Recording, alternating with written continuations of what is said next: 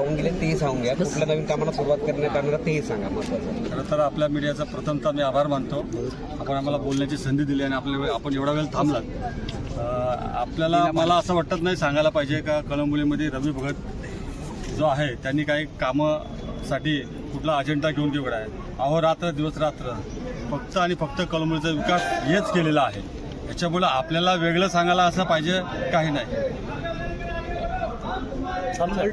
तर मला असं वाटतं याच ठिकाणी आपण बसल्यानंतर आपण सर्वच मीडियावाले इथं पाहिलं असेल. याच ठिकाणी मी आंदोलन आणि उपोषण बेमुदत उपोषणाला बसलो होतो. त्या बेमुदत उपोषणाच्या माध्यमातून कळंबोलीतल्या बरेचसे कळंबोली गाव असेल, इतर सगळ्याच गोष्टी असेल, बरेचशी कामं ही मार्गी लागलेली आहेत. या ठिकाणी आपण पाहिलं असेल ज्या निवडणूक कार्यालय जो आहे या ठिकाणी जो निवडणूक कार्यालयाचा पण जो म्हणजे मंगळ कार्यालय जो आहे आमच्या समर्थ मंडळाला सुद्धा त्याची प्रोसेस जवळजवळ 99% झालेली आहे. म्हणजे असे अनेक काम आज रस्ते असतील, गावातील पाण्याची टाकी असतील, गावातील रस्ते असतील, सेवर लाईन असेल, ह्या इतर सर्वच कामं भारतीय जनता पार्टीच्या म्हणजे पक्षप्रवेश करण्याच्या अगोदर गेलं का तर एक लढवया कार्यकर्ता, लढवया रोकटोक बोलणारा, लढवयाच्या माध्यमातून बऱ्याचशा मी हे दिली, आपल्या सर्वांच्याच चॅनलच्या माध्यमातून दिली. मला असं वाटत नाही का इतर कोणी कामं केली, पण हे मी सांगायला आवर्जून का सांगतो तर तुम्ही साक्षीदार द्या ठिकाणचे. आणि आता नव्याने जर विचार केला तर माझ्या प्रभागामधली फक्त 2 महत्त्वाची जास्त कामं आहेत. ती म्हणजे विकासाच्या बाबतीत एक तर होल्डिंग पॉईंट. मी पक्षप्रवेश केल्यानंतर दादांनी ताबडतोब तो मंजुरी दिला.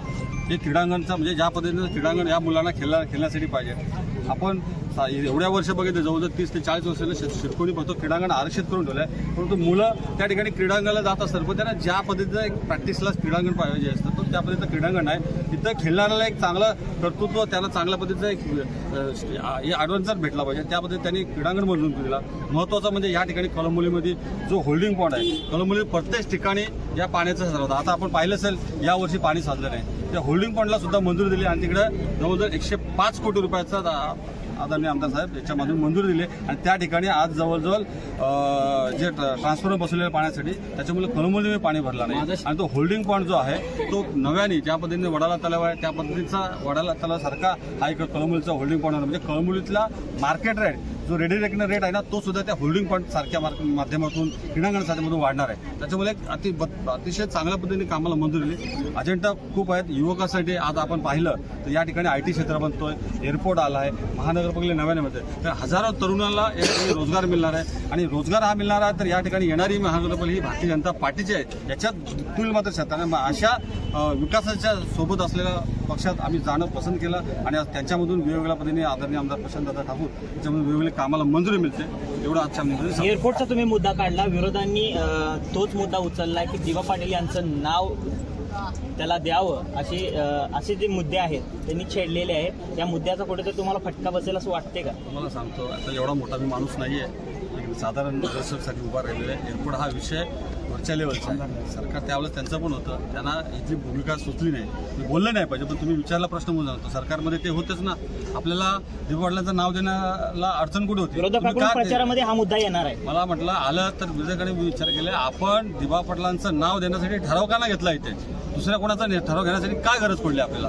घेतले काय? राजकीय लढा ही विकासात असावी, समाजकार्यात असावी. कुठेतरी तुम्ही शेतकरी कामगार पक्षाचा लाल बावटा सोडल्यानंतर आपले काका यांच्यावरती जी निवडणूक लढवण्याची वेळ आली, तुम्ही जर सोबत असतात तर आणखी त्या निवडणुकीला मजा आली असती. काय सांगतात? खरं तर बघा कुणावर कसली वेळ येत नसते. याचा अजेंडा फिक्स आहे. माझा अजेंडा फिक्स आहे विकास.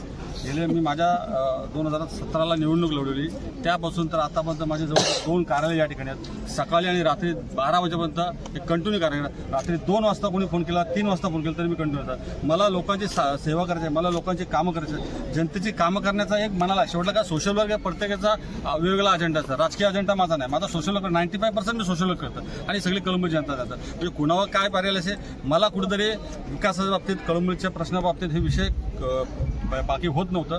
ते कमी म्हणजे लोकांचे काम होण्यासाठी मी भारतीय जनता पार्टीचा अजेंडा. तुम्ही प्रवेश केलाय परंतु मूळ जे भाजपचे कार्यकर्ते आहेत ते नाराज आहेत का तुमच्यावर? काही जणांना डावलले पण. मला सांगतो 1000% आदरणीय आमदार प्रशांतदादा ठाकूर यांनी माझ्या जनसंपर्काच्या उद्घाटन प्रसंग आले. तुम्हाला खरं सांगतो, ज्या दिवशी उद्घाटन होतं त्या दिवशी सर्वच नगरसेवकांना, आजी माजी नगरसेवकांना आदरणीय मुख्यमंत्री देवाभाऊ यांनी मुंबईला बोलतो, सर्वच तिकडे होते, आमदार साहेब तिथे होते. सर्वांना बोलून सुद्धा शेवटला इथे आपल्या कार्यकर्त्याचा, आपल्या नगरसेवकाचा जनसंपर्क आल्याचा आदरणीय आमदार साहेब तिथनं म्हणजे तुम्हाला 35 मिनिटाच्या अंतरावर आमदार साहेब ह्या ठिकाणी पोहोचले माझ्या कार्यालयाच्या ठिकाणी. आणि त्या ठिकाणी नंतर नगरसेवक झाले. आमदार साहेबने भाषणात सांगितलं का भगत साहेब आपण या ठिकाणी पक्षप्रकारे आमचे कळमळीत नाही तर पनवेलची लोकांना चांगलं झालं, पनवेलची लोकही खुश आहेत, त्याच्यामुळे नाराजगीचा विषय नाही. भारतीय जनता पार्टी सर्वच माझ्या बाजूने दादा प्रभाग 10च्या उमेदवारीमध्ये अशोक मोटेंनी खरं तर त्याग केला, खूप त्यांचा संघर्ष बघता येईल या ठिकाणी.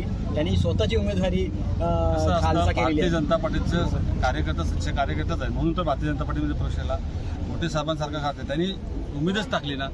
जर आपल्या महायुतीमध्ये एकत्र होऊन जर आपल्या विकासाला चालना भेटत असेल, आपली महानगरपालिका आपल्या महायुतीची येत असेल तर माझ्यासारखा कार्यकर्ता एक पाऊल मागे घेऊन पुढे काम करणार. अशा तुमच्या पक्ष प्रवेशामुळे त्यांना थांबावं लागलं असं काही नाही. त्यांनी स्पष्टपणे माझ्याशी केले, दादा तुमच्यासारखा कार्यकर्ता आमच्याकडे आल्यामुळे आम्ही खुश आहोत. आणि तुमच्यासोबत उशीर झाला तुम्हाला, तुम्ही तुमच्यासारखा कार्यकर्ता 5 वर्षा अगोदर जर आमच्याकडे आला असता तर आम्हाला खूप आनंद झाला असता. विकासाचा महामेरू म्हणून अशोक मोठे यांच्याकडे कळमनुरीमध्ये पाहिलं जातं. जर सत्ता आल्यास अशोक मोठे यांना कॉप करण्याची संधी जर मिळाली तर तुम्ही त्यांना सहकार्य करणार? माझ्यासारखा खुश माणूस कुठं होणार नाही. ओके.